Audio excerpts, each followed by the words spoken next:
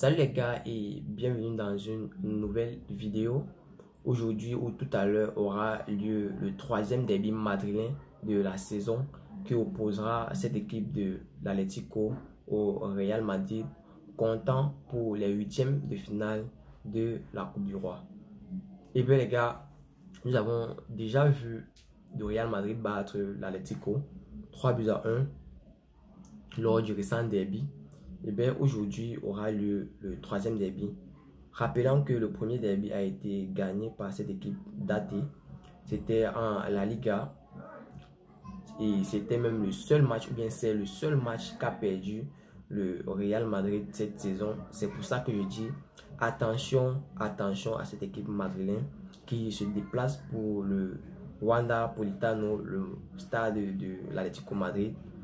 Pour cette Coupe du Roi, je vais dire attention à cette équipe madrilène parce que n'oublions pas que l'Atlético de Madrid est la seule équipe qui a réussi à battre le Real Madrid cette saison.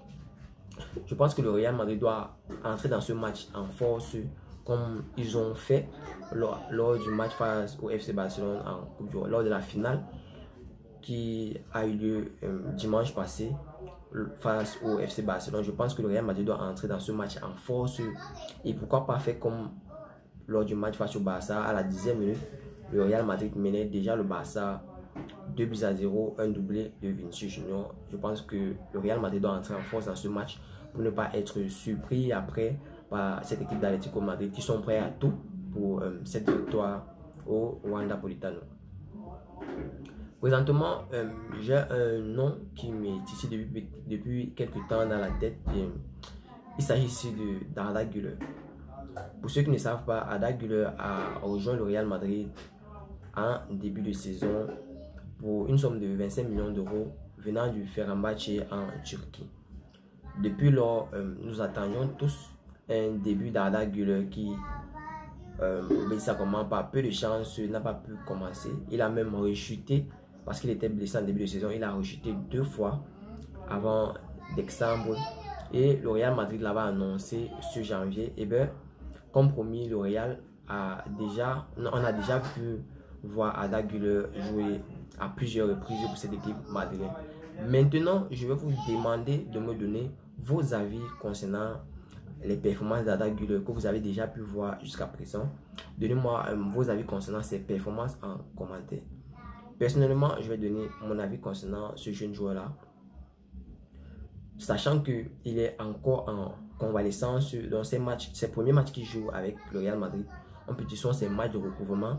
Il répond déjà aux attentes parce que jusqu'à présent, Arda Güler n'a pas fait un sans faute avec cette équipe madrilène. Mais je pense que Arda Güler n'a pas fini de jouer ses cas. On n'a pas fini de voir les performances d'Arda Güler. Je pense que c'est juste le début de ces performances-là cette saison. Je pense que Arda Güler a encore beaucoup à nous offrir, nous en tant que supporters madrilènes, et encore plus à cette équipe madrilène.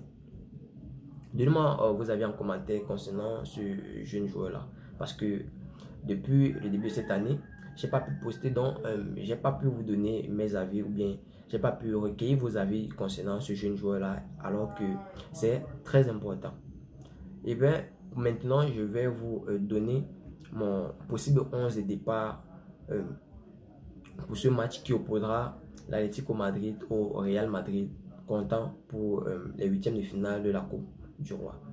Maintenant, en défense, on voit un Ferland Mendy qui, depuis plusieurs matchs maintenant, prouve au Real Madrid qu'il a sa place dans cet effectif-là.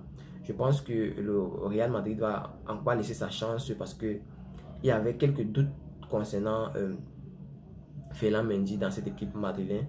Mais depuis plusieurs matchs maintenant, Ferland Mendy a plutôt, on va dire comment, fait disparaître ce doute-là.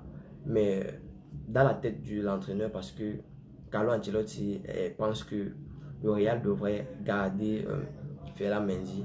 Mais le staff, ou bien les têtes pensantes de l'équipe madrilène pensent autrement.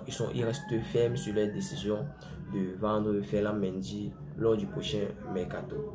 À mieux, toujours en défense, je vais parler 4 défenseurs, je vais appeler les 4 noms et puis parler de chacun d'eux.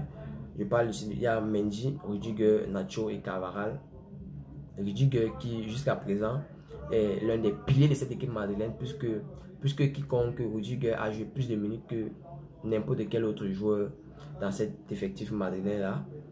Nacho, capitaine de cette équipe du Real Madrid, son anniversaire c'est même aujourd'hui. Un joyeux anniversaire à Nacho, notre capitaine.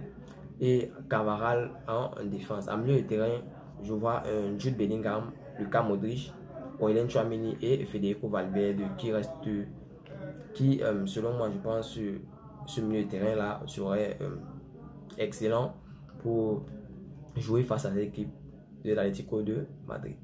Maintenant en attaque, le Real Madrid va plutôt laisser Rodrigo se reposer pour le match qui opposera le Real Madrid à Almeria ce week-end. On va plutôt aligner un Vinicius Junior et un Brahim Diaz faisant une formation du 4-4-2 pour affronter cette équipe de l'Atlético Madrid. Les gars, on commençait ce que vous pensez de ce troisième derby là. Pensez-vous qu'il sera plutôt facile pour le Real Madrid de battre cette équipe d'Atlético de Madrid? Donnez-moi vos avis en commentaire concernant ce derby là.